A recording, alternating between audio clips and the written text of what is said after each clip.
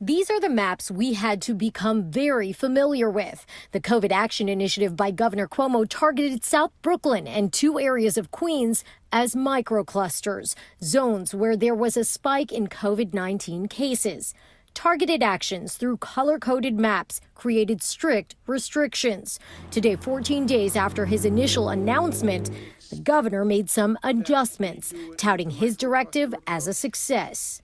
If you are good at finding it when it's small and before it spreads, then you can control it. Every red zone cluster showed a drop in COVID cases from the last weekend of September to the last 7 days. Kew Gardens and Forest Hills in central Queens with the most significant improvement.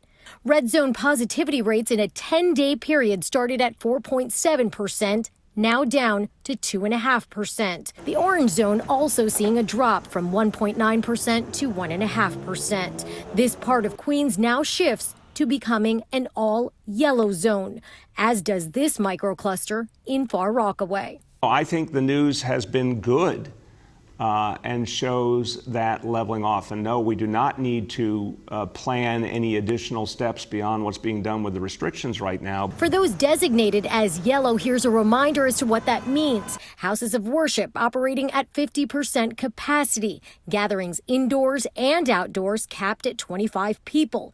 Businesses can open back up if they were forced to close under red and orange zone restrictions. Indoor and outdoor dining can resume, but only with up to 4 people seated at a table. The biggest relief, perhaps, for families. Schools now permitted to open back up. As for South Brooklyn, numbers are not where they should be, though they are improving. It is why Brooklyn's red zone will remain that. However, the areas surrounding it now all yellow. While some may be breathing a sigh of relief, the city does have a new hotspot on its radar. It's Ozone Park. I think you will see more microclusters.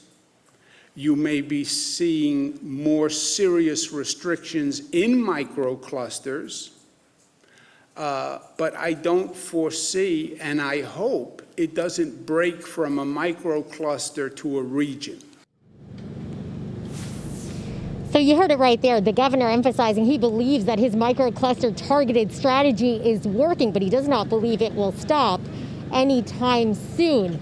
It is important to mention that so many people are wondering now if they're out of those red and orange zones and into a new yellow zone. What does that mean for schools and businesses?